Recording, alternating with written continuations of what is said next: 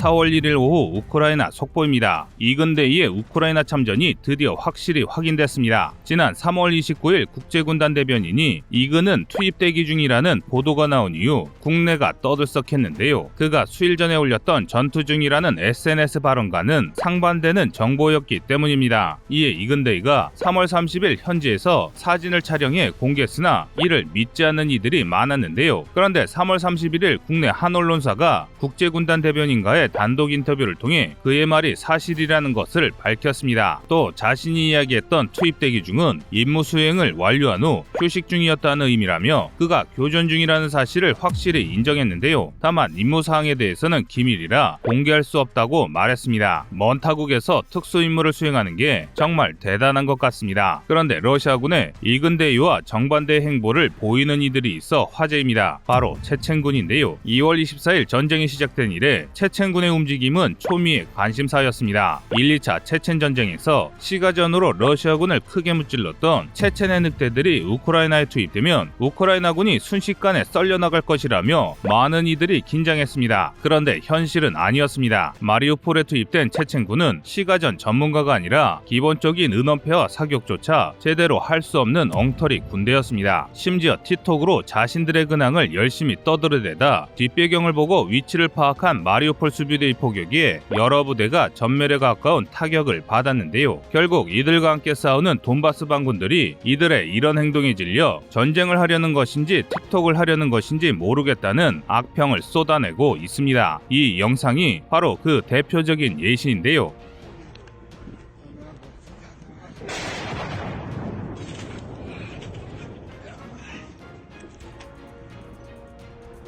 전장 한가운데서 영상을 촬영하다가 저격당한 것으로 보입니다. 다만 워낙 이상한 구석이 많아 전장인 척 조작을 한 것일 수도 있어 보이는데요. 어느 쪽이든 정말 한심하기 그지없어 보입니다. 그런데 체첸군은 어쩌다 이렇게 한심한 군대가 됐을까요? 체첸군이 약화된 것은 체첸 전쟁에서 싸웠던 반너정예가 전쟁 과정에서 목숨을 잃었거나 체첸을 떠나면서 전투 노하우가 제대로 전해지지 않았기 때문으로 보이는데요. 즉 체첸군의 주력인 20대 장병들에게 제대로 된 전투 교육이 이루어지지 않은 것입니다. 하지만 아무리 허접한 체첸군이라고 하더라도 러시아군에 완전히 포위된 마리우폴 수비대에게는 심각한 위협입니다. 현재 마리우폴 수비대 주력은 러시아군의 공세에 밀려 점차 해안으로 후퇴 중입니다. 전선에 큰 변화가 없다면 하루 이틀 안에 전멸할 수밖에 없는 상황인데요. 현재까지 알려진 바에 따르면 우크라이나군의 전황은 암울합니다. 자포리자 방면의 우크라이나군이 100여 킬로미터 바깥에서 러시아군이 점령한 여러 촌락을 탈환하는 데 성공하는 등 구원을 위해 노력하고 있으나 아직까지는 실질적인 지원을 할 수 없는 상황인데요. 그럼에도 마리우폴 수비대는 저항을 멈추지 않고 있습니다. 이런 용전이 전해져서일까요? 우크라이나군이 헤르손 방면의 공세에 속도를 붙이고 있습니다. 지난 29일 30일에 걸쳐 반격을 개시했던 러시아군을 격파하고 크리프이리로 진격한 러시아군의 후방을 위협 중인데요. 잘만 하면 다시 한번 포켓 안에 수천 명의 러시아군을 가둘 수 있을 것 같습니다. 그런데 우크라이나군이 노리는 것은 다 무너진 러시아의 패전병들이 아닙니다. 바로 헤르손 북부 노바카호바카의 댐인데요. 노바카호바카의 댐은 현재 우크라이나 남서부군에게 가장 중요한 목표입니다. 헤르손에 위치한 유일한 교량인 안토노프 다리에 폭발물이 설치된 것이 확인된 이상 드네프로강을 건널 수 있는 유일한 교통로가 댐이 건설된 도로이기 때문입니다. 저녁 속보에서는 격전 중인 이지움의 전황과 더불어 러시아군의 숨겨져 있던 추악한 실태에 대해 더 자세히 전해드리겠습니다. 이상 꺼리투브였습니다.